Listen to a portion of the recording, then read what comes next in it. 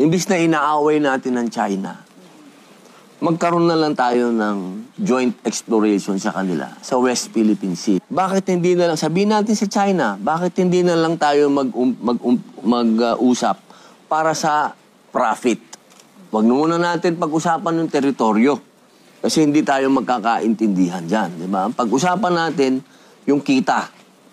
Magmuskito ka na dyan, bumutas ka na dyan, hindi naman natin kaya. Wala naman tayong kakayahan para bumutas, ma'am. Wala pa tayong kahit anong equipment dito para tayo ang bumutas. Ang China, sigurado, meron yan. E di tsaka tayo maghati. Kung ano ba gusto ng China, dahil ikaw ang namuhunan, o di kung gusto mo, 60 sa'yo, 40 sa amin. Basta pagkakitaan na natin siya.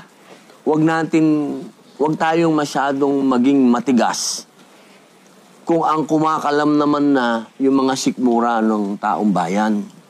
Diba? Mahirap maging matapang masyado nang gutom ka. Kasi yung katapangan na yun, nagiging pangsiraulo na yun. Kapag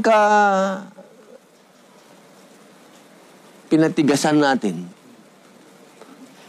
baka ma'am, mga apo na natin, wala pang makinabang dyan. Kasi sila mahaba yung PC nila eh.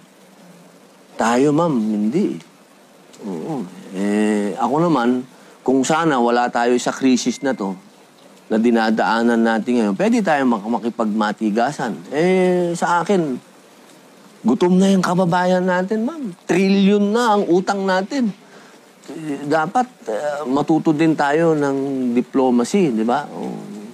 Kasi yung panahon ng katapangan, hindi ito yung oras na yun.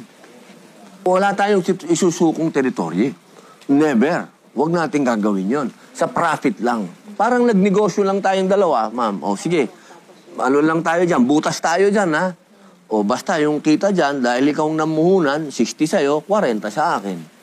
Ganon. Sir, bakit tayo yung 40, hindi sila yung 40? Wala naman tayong puhunan. Oo, man. Napakapangit naman nun kung wala na tayong puhunan, ikaw pasiga. Parang